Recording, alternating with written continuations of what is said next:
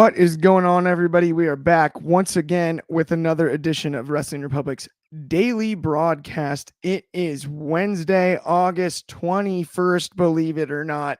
We got All In coming up. We've got a ton of news to break down today. I'm excited about it. We had fun talking NXT yesterday and then Monday Night Raw on the other show. I'm just on a roll this week. The rest of the crew, as far as the UK side's concerned, is hanging out at Dynamite tonight. So check out all of that content that comes out of that, because Ben's there, Chaos there, Soul there, David there, everybody's there. But not quite everybody. Everybody, at least on that side of the pond, is what I'm saying here. I apologize to my good friends that are joining me over here continentally on the North American side this afternoon to talk about all this good wrestling stuff. Let's first send this one north of the border, and that's the American-Canadian border, to Regina, Canada. Head of reviewing, Mr. Galenzoski himself. Coby, what's good, player? What's good? Of course, it's a wonderful, wonderful week to be a wrestling fan. Of course, there's a lot of wrestling going on independent-wise, but tonight is a historical Dynamite in itself for the first time across the pond in Cardiff, Wales. They're doing Dynamite, and then, of course, we got All In this weekend. There's a lot to be excited about. There's a lot to talk about, and, of course, we have a great panel. Like always, it's a pleasure to be here when circumstances make it right. It's been a long, long time since I've done a Wednesday in itself, and it's glad to be here. Absolutely stoked to have you, Cobe, as always. And we needed you. This was nearly going to be just me and Coby. But at the last second, we did realize we had that third mic open. And there was a guy who appeared at one moment to be unavailable for this week. Totally unavailable. He's actually geographically, of all of us here on the team at Wrestling Republic, the closest to me. And I was in contact with him. I know we had a great time in Vegas. But I got to give big ups for being here on a Wednesday when we needed him, out of the bullpen, fresh, ready to go. Mr. Carter Crisp, how have you been? And good to have you, man. I am fresh. After that Vegas trip, and we got Vegas Mania next year, so let's get ready for that. But I'm excited. I'm realizing all the stuff that's happening this week. I was up till midnight watching PWG last night, like an absolute lunatic. So yeah, we'll get into what's happening now instead of what was happening in 2002 in a rec center in Reseda. But here we go. Let's go. I'm excited. And thank you again for joining us, Cardi. As always, let's talk about speaking of, you mentioned 2002. I feel like we're in a time machine here with our second topic. So we're not going to start with that one, but I'm also like, we can have some 2002 stuff to discuss when it comes to the Rey Mysterio Dominic stuff, because that's about a 25-year storyline. Or a 20-year storyline is all I'm saying, right? It's in that range. So we will eventually somehow get there. We've got Lord Virus of Nurgle, friend of the show, over on Instagram immediately. What's up, guys? What's going on, my friend? Thank you for tuning in as always. But let's talk about Mercedes Mone.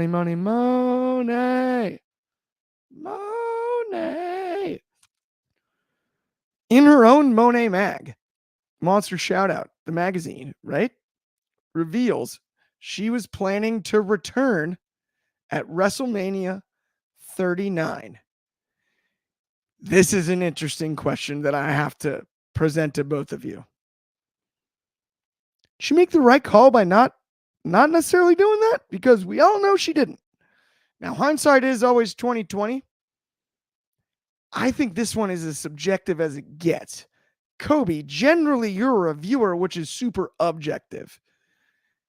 But I want your opinion on this, genuinely speaking, when it comes to this topic, because it's hard to decide. And who are we to necessarily decide on Mercedes Mone's behalf? But at the same time, it will be a fun discussion. And I gotta get your answer. Do you think turning down that opportunity at WrestleMania 39 mattered? See, that's the thing, is I don't know if it necessarily matters as a whole.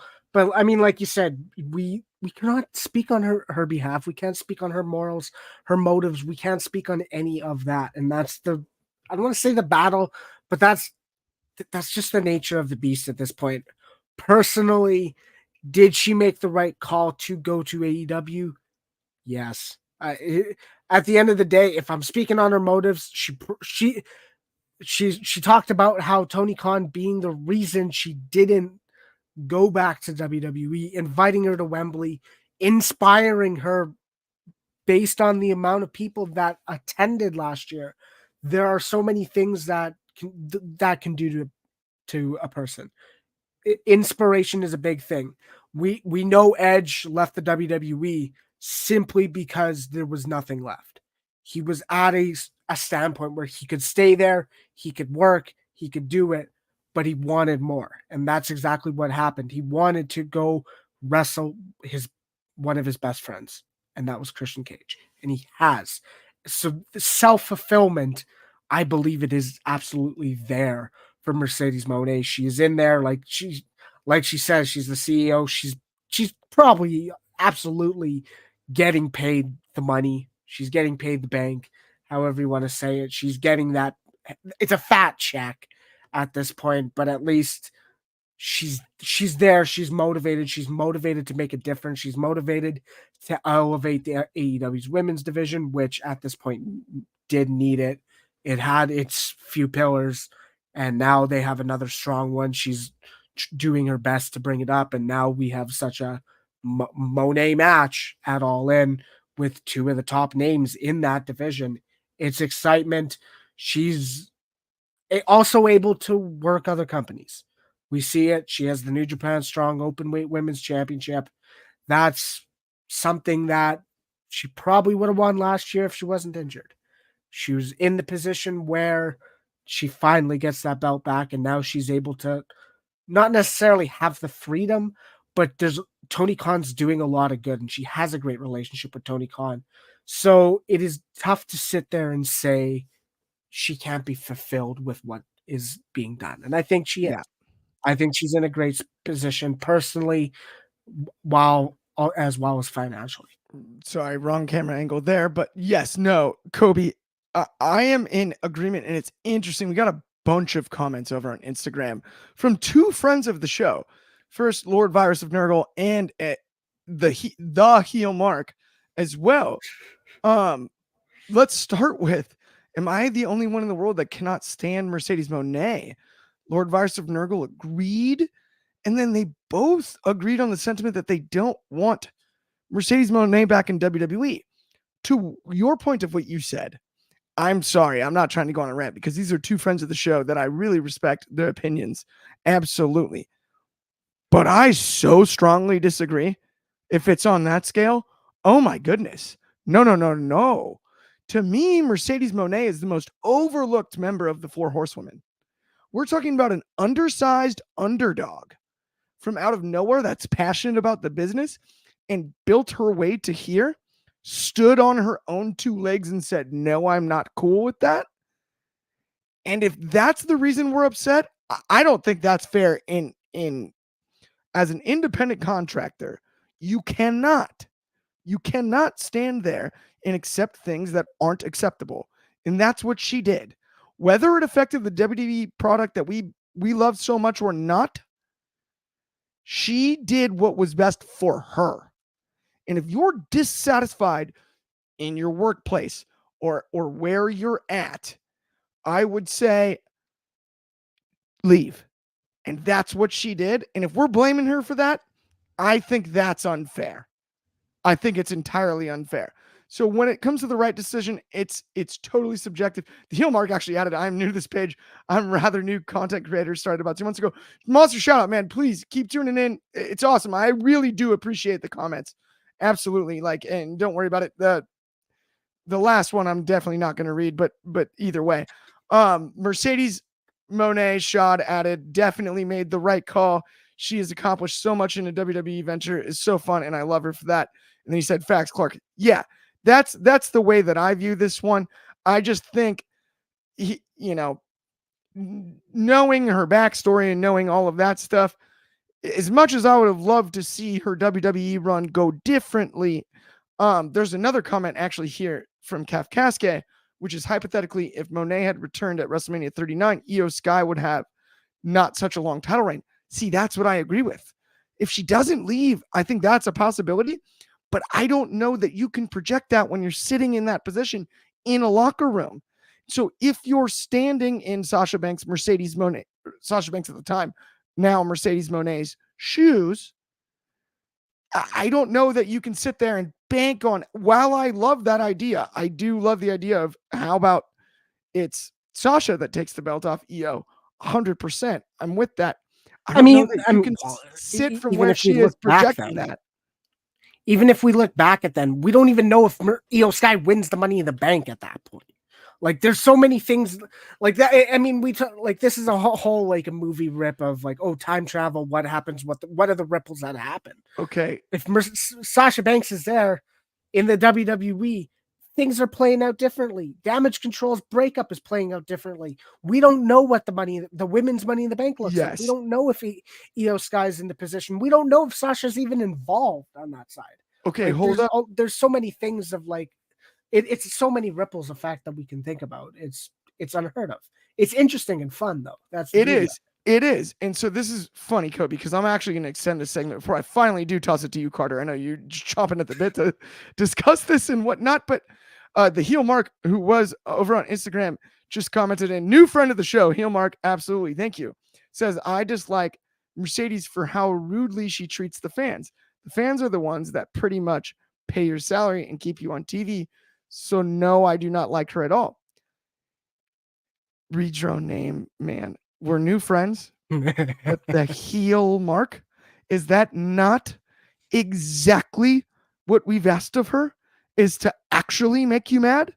To actually frustrate you as a heel? If you're gonna be a heel, you shouldn't be liked. Is she not doing her job better in that regard by really making your skin crawl, really bugging you, grinding your gears? And dude, I really do appreciate the comments too. And I understand, I respect the opinion there. Of course. But at the same time, the heel Mark telling there, all caps on heel, Mercedes Moné is an expert heel. She's dang good. Now, that's fair. This is a fair point. But that's outside the context of the television show. That would be my only caveat there. Now, I do got to give Carter time to discuss this one. Cardi, I got to ask you, when it comes to Moné, do you believe she made the right decision? Do you also agree with the possibility that it would have been Io Sky maybe at 39 or shortly after? How do you think this would have gone? And what are your opinions on everything we discussed thus far? I think she did everything right after leaving the WWE. Going on that New Japan run was awesome. I don't know if she'd spent any time in Mexico, but if she did, I mean, I feel like the WWE's women's division is so absolutely loaded, like just absolutely stacked. And there's a couple of talents I have written down I feel like are a little underutilized right now. Indy Hartwell, after getting called up, she's just kind of getting squashed. I think Trinity's been a little underutilized and kind of the WWE's made her look a little weak. And NXT is just, their women's division is so loaded that I think she's a bigger fish in a smaller pond by signing with AEW. She got paid more, which is good. The only other thing I could think of, I'm going to give a little shout out to your boy, Anthony Clark. What about TNA? Where's TNA in all this? I got Kurt Angle, Samoa Joe behind me, one of the greatest rivalries in wrestling. Nobody's talking about TNA. But, I mean, no, she went to the Challenger brand. She got paid. She got the secondary title. I think that was great. I think it was the perfect call in going on a big run in Japan with New Japan right at post WWE to establish yourself. That was great. The only other thing I think she's missing is I never saw her in a mystery vortex. So if I could get one of those, I would be absolutely stoked. But outside of that, I think she's done everything right. Okay, here's all I'm saying. We got a bunch of comments. I love what you just said there, Carter. There's a bunch. We got more. We got CE no comments from the heel Mark. He also added Bailey is the best, period. That's all I'm going to say. Then he said TNA is on fire. Here's what I'm going to say. You know why that Mercedes Mone is not in TNA? Is because TN can't pay. That's why. I'll answer that question real simply and real quick. Let's be realistic here. If we're talking outside the actual product, we're talking business, TNA cannot afford Mercedes Mone. And I did not mean to rhyme that many times, but they just can't. That's just a fact. It's just a fact. Shad's laughing. He said TNA is Bun's brother. Absolutely. Shad said Becky over Bailey. I think Becky Bailey's a wash. We can have that debate another time. Kef Cascade added, that's why I like the other Carter more. I believe he's referring to Carnett there, which I love. Lord Virus of Nurgle added spot on Clark over on Instagram. I appreciate that. He said the fact that TNI now has a chance of having one of their stars to win the NXT title is very interesting. But yes, that's the problem is if TNA could afford Mercedes Mone, she might be there, but that's just the nature of the beast when it comes to this. And fair or not, it's the net of it. Let's move on though to our next one. Let's talk our next segment of the afternoon, evening, depends on where you are. Could be the morning, by the way. It is still 9:30 in Hawaii. But Rey Mysterio, the man, the myth, the legend himself, over at comicbook.com, mentioned that he would love to have a match, Mask versus Mullet, against his own son, Dominic. I think I've seen them wrestle enough times personally. That's just my opinion. I don't really care about seeing a 5-foot dad beat up his 6-foot son. That doesn't really do anything for me. That's just personal opinion when it comes to that. That it makes no sense. It's just perpetuating a pattern that is no good anyway. But that's how I feel about it. I'd rather see a not Mask versus Mullet. I don't care about Dom's mullet. I think it's funny at best. You know what I want to see is? I want to see a match where, and this is the only route where I personally, Clark Taylor here at Wrestling Republic, cares about this match happening one more time, is if they go, if you win, you don the mask to Dom.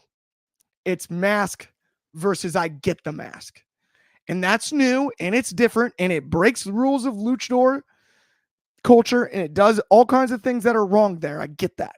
And I'm not trying to say that it's, but Dom earns the mask with a victory. I'm in. Outside of that, I have no desire.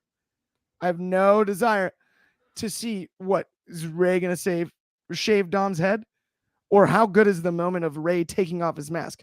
What does either result look like if that's actually the matchup that was just presented? Seriously, are we cheering for him shaving Dom's head? Who cares? Stop it. It's silly. Whatever. Hair grows back. That's unless you're bald like me, hair grows back. So people that continue to grow hair, they're going to keep growing hair. But you don't grow masks. The mask is of value. The mask matters. And that's the whole deal. It's like, to me, I think it's truly about the mask itself.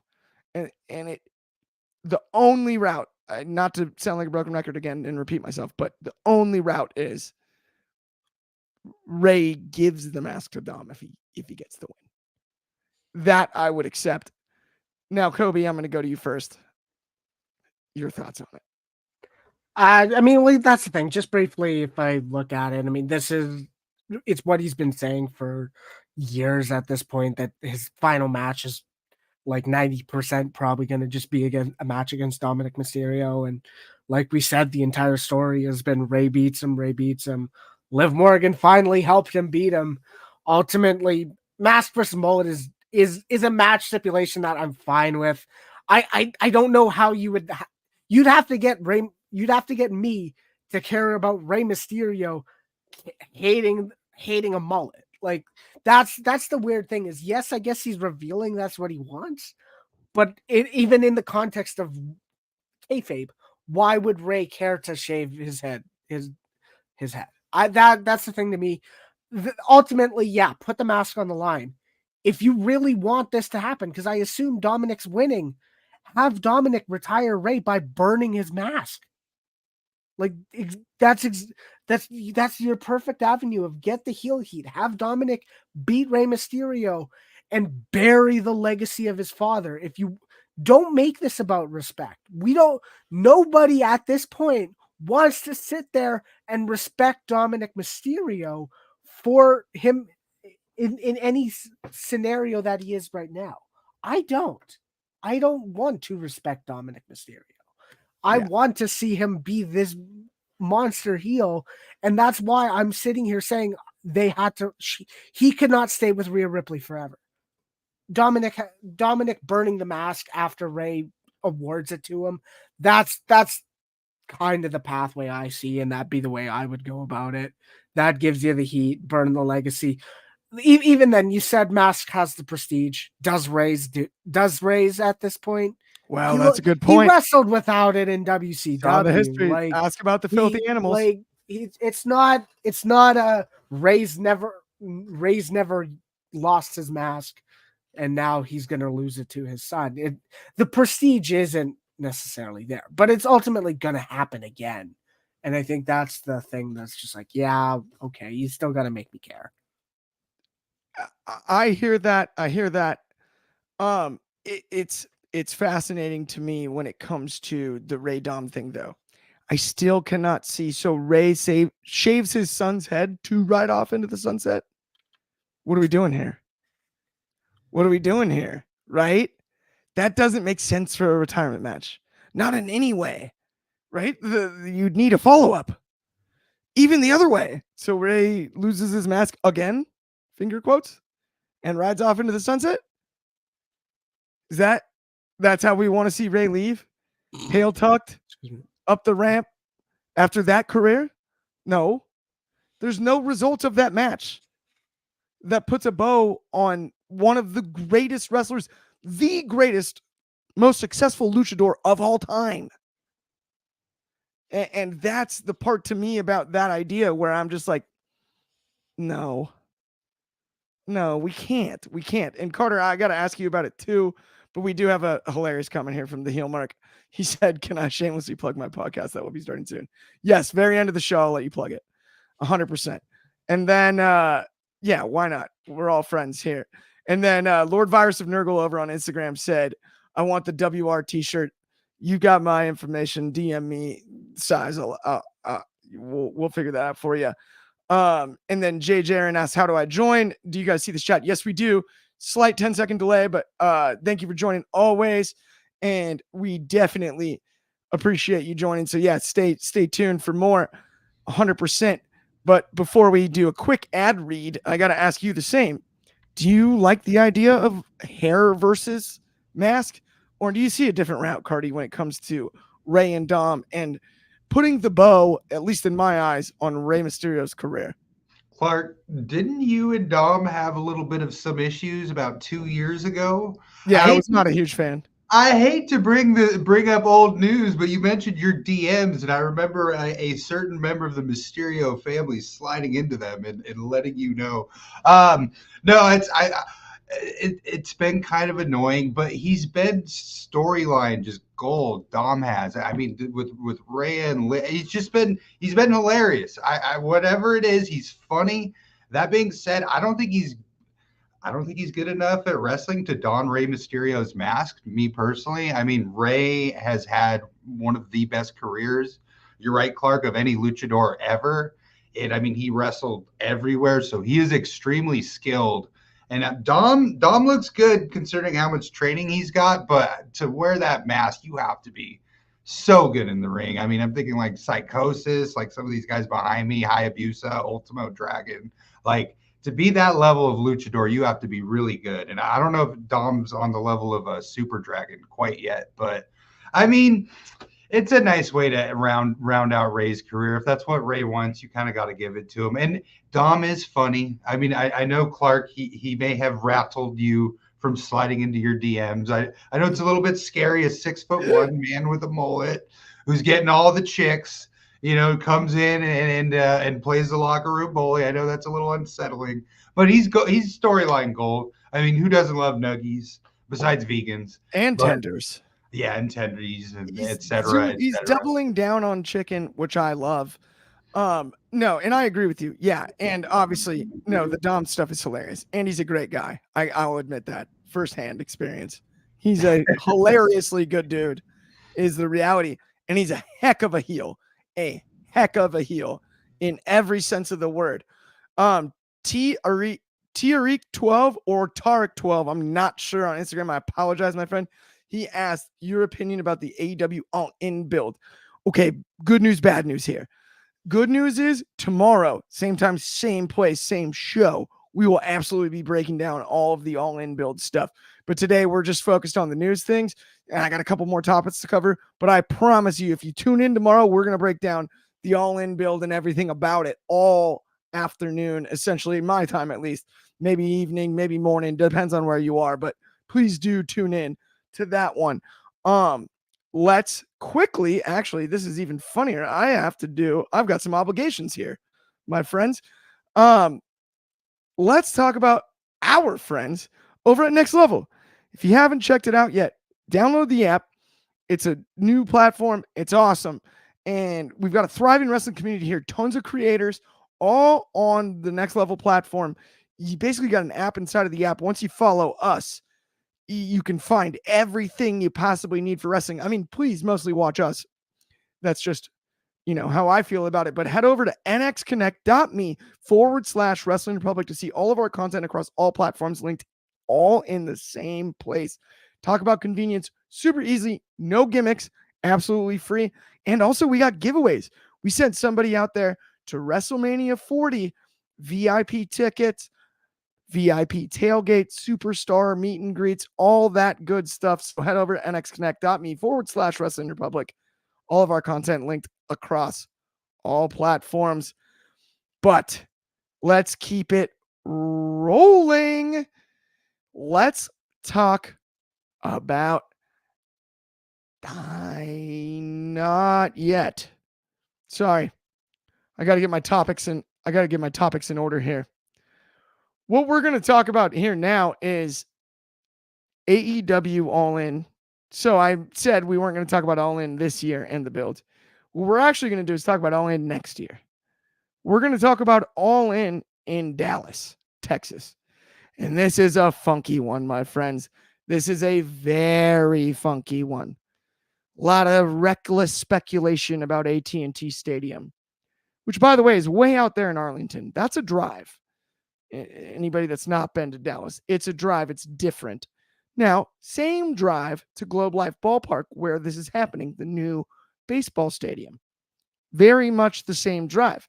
Different venue, smaller venue. I think this is really interesting. So then Tony Khan mentions, given capacity at Globe Life, over in the Dallas Morning News, monster shout out, Tim Kalishaw, one of my favorite people ever, Dallas Morning News writer. But he told the Dallas Morning News that he anticipates selling 44,000 tickets. I think that's outstanding. I don't know, though, given the fact that it's a ballpark, not an arena or a stadium, how for viewing pleasure you can set up 44,000 with the amount of floor seats you have to have down around ringside. That's my only caveat.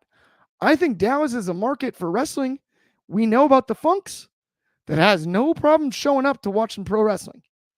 Has no problem. I don't understand I get you have Globe Life, you have AT&T.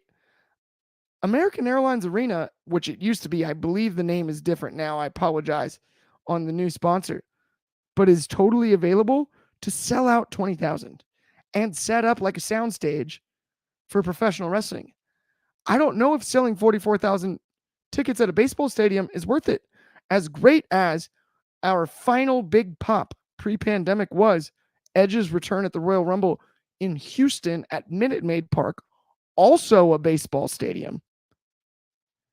I don't know if that was worth it, considering the viewing experience that you get and the fan feedback we've heard about that on the internet especially, can't see from certain spots. You buy a floor seat and you can't see. That's no good. Coby, I want to get your opinion on this. Do you think it's possible to sell 4,000 tickets? And if you do, even if they do you think it's possible that the reaction to it's positive? See, that's the thing is, if and I just looked it up, the capacity is 40,000. That's 40,000 counting the. No, but that's with a baseball field. So you're going to put exactly. That's what I'm saying. That's with exactly. That's with a baseball. That's counting the seats around the baseball diamond. And the fact is that because it is a baseball diamond, you are going to put 4 seats because you're not going to do a show with 40,000 fans across like that and not have any people around the ring. It's going to be tough, and it's going to be the scenario of when I look at numbers, and especially numbers wise. Yes, All In's going to be their historic. We're going to go to places like this. I find it interesting, and I find it smart business to make a relationship with like you said, a brand new ballpark. Globe Life Field is brand new. This is the first wrestling event in that stadium. He is taking a market. That is smart business. No doubt about it. But when I'm sitting there saying SummerSlam can get 50 in a football state or high 50s in a football stadium, and I can't remember what this year's Rumble was. That's my apologies. But I think the Rumble was that about 40,000. I don't think, given the nature of where AEW is right now, I don't know, and I don't think they can at this point. If I'm saying a Royal Rumble, which has been held in ballparks, can get about, I think a few of the ones before COVID were I think about 20, and I think the last few have been about 40 some. I don't think All In can do that because, like you said, viewing pleasure, that happens. It's the nature of the beast. You get a cheap seat, you're gonna get a bad view. You could get a bad view. That's the nature of the beast at this point.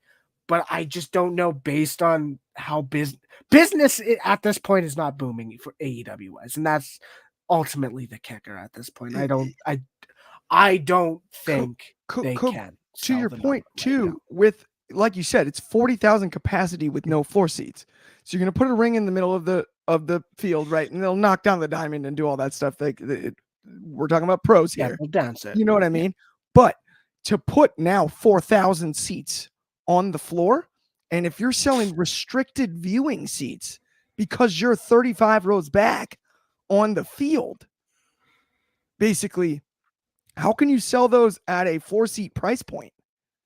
And that's where I'm like, that's sketchy. That's where I don't think they get to 44. If there's a route of them not getting to 44, that's the reason. It's because you're not going to pay more money to sit you can get in the stands 15 up and have a view. That makes sense. But if you're 15 back or 20 back on the floor, you can't see the ring. And that's the thing. And it happens Rumble wise. That's the big kicker is for the Rumbles. It happens that way too. Yes. And it is the nature of the beast of running a ball diamond, a ball field, a ball stadium. Yes. But it's a funky decision. Kafkowska added that it was $48,000 for the Rumble 24, but Rumble 24 was, remind me again, I'm sorry, I'm blanking. Where was it? Rumble 24. Let me do it. St. Petersburg, Tropicana Field. Yes, so Tropicana Field. So similar with the baseball stadium part of it. It is. Right? Yeah, exactly. Yes. But so that's exactly. So, but the other thing though that's different about the Trop is it's not as good of a stadium as Globe Life. It is definitely not. The amenities, not nearly close, but the seats are steep. So if you're in the stands, you can see. I've been to some Tampa Bay Rays games. If you sit on the second deck, you can see because it goes straight up. And it's a design thing. It's old and it's dated, but it is a different animal when it comes to that. We've got a couple other comments that I did want to read, though, that I'm really, really interested in here. The heel Mark added Eddie Guerrero is his best luchador. That is He's up there. I'm actually, ironically, myself as a 32-year-old, when I was a kid, Juventud Guerrera, the Juice was my guy. But I love that call too. He also added, do you think AEW is this generation's ECW? And then Kafkaska said WCW. I think none of them. I think none of them. Do you know what I think AEW is? I think it's Lyft. I think it's Pepsi. I think it's Adidas. I think it's the best thing for a market we're so passionate about. It's exactly who we needed because WCW couldn't be that. Didn't work. Neither could ECW. Neither could TNA. No one else has been able to do it. But we've got a shot at getting an Adidas. We've got a shot at getting because the scenario is different. The scenario is different. The money at the helm, they do not have to make money in a way as a privately owned business that a publicly traded company like Turner needed to, or that a company with no financial resources like ECW needed to. That's the difference. This is Lyft to Uber. This is Adidas to Nike. This is whatever you want to say, vitamin water to Gatorade. Right. And there's space. Prime Video to Netflix. Yeah, there is space in the marketplace for it. It's the best time in the world to be a wrestling fan because we finally have it. We finally have it. We really do. Yeah. And oh man, he asked, no, my name's Clark. AEW Mark? No. I think as a professional wrestling fan, I'm not a mark for anything because I've been watching it my whole life. At the end of the day, if you want AEW to fail, you believe in monopolies. You believe in monopolies, and all you want to see is one big pirate ship succeed. In Star Wars, you're rooting for the Death Star not to get blown up. And it'll never happen in pro wrestling. Not in our lifetimes. It won't. Not a publicly traded billion-dollar business.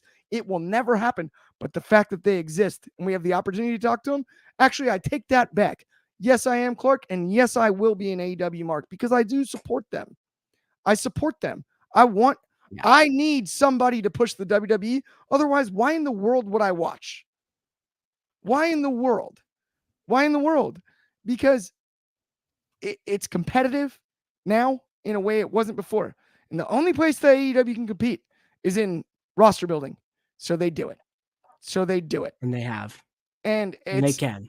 Yeah, it's one of those things where it's like, I personally, the way that I'm sitting there, yeah, there you go.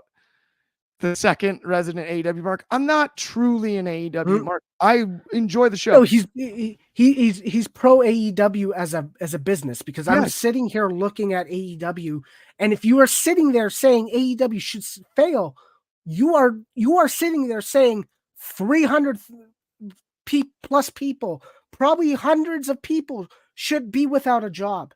And that's not going to matter to Tony Khan. That's not going to matter to the Young Bucks. That's not going to matter to a good chunk of the people in that business because they have their money.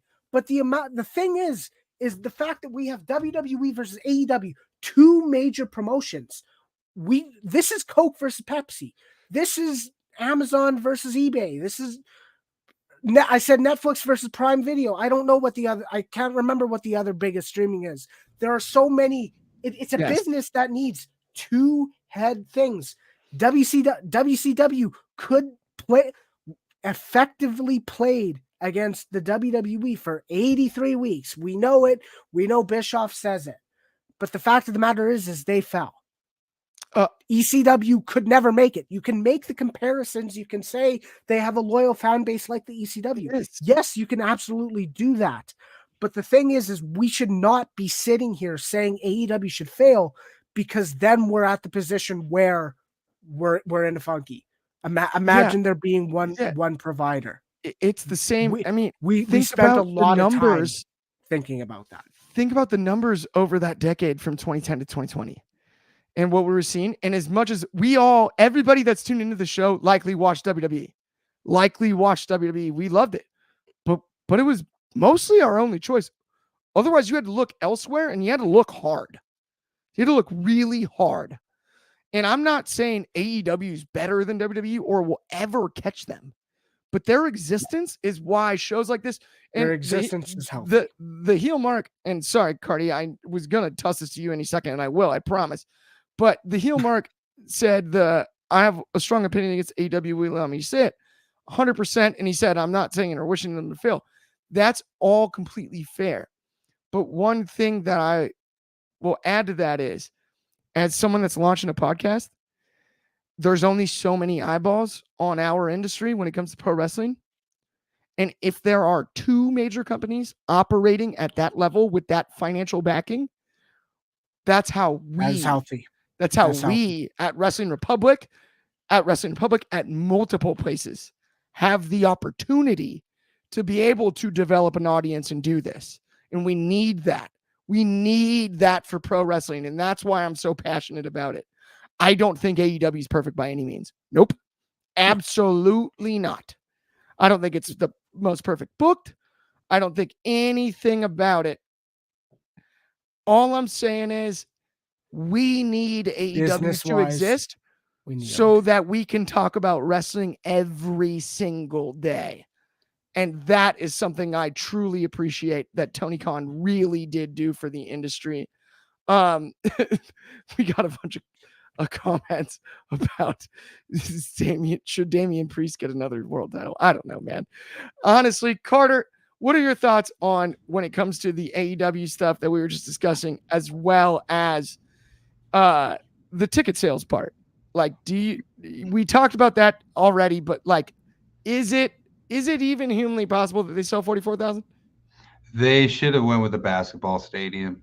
You're right. I mean, they should have just went with the basketball stadium. They're trying to compete with the WWE, and they're getting in over their heads, but we'll see what happens. That being said, AEW versus WWE.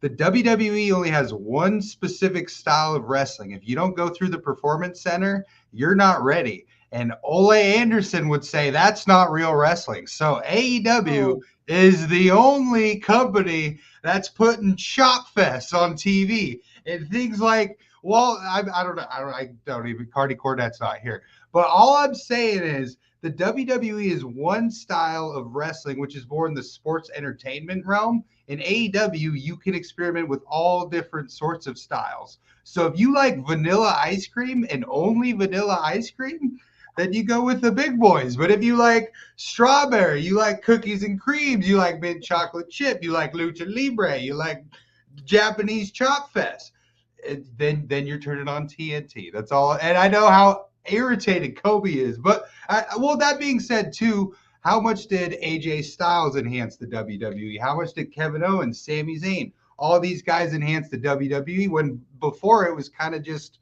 so all I'm saying is Triple H is making the WWE more like AEW, and that's why it's better. I love that. Yeah, I'm with you. Okay. Before we wrap up the show really quick, first off, Kaf Casque, good friend of the show, said, side note, Clark, it's really bugging me, my brain. What was the long live watch along stream you and Ben did? It's Devil on My Shoulder. Progress Wrestling. Devil on My Shoulder. Devil on My Shoulder. Yeah. And Monday this week, me and David. Monday, Wrestling Never Sleeps. Same deal. Progress. And Coby's joining us as well. I think it's 169 and 170. The watch along is returning. That's the beauty of it. Yes. Okay. No. And oh my gosh. By the way, the heel mark said, hold up. You're making me feel like it seems like I don't like them. No, not at all. No, not you personally. I'm talking the broader discussion, my friend. Like, trust me. Like, that's why I keep reading the comments anyway. You're all good. I assure you. He said, okay, wait, no, I'm looking for the opinion one that I was trying to show. We said this is the only thing I dislike about AEW, which was with AEW, you get match after match after match. Meanwhile, I'm sitting here going, why are they fighting no real storyline to develop what's going on? That's a subjective a subjective opinion simply about the product. We're talking about the product in broader terms.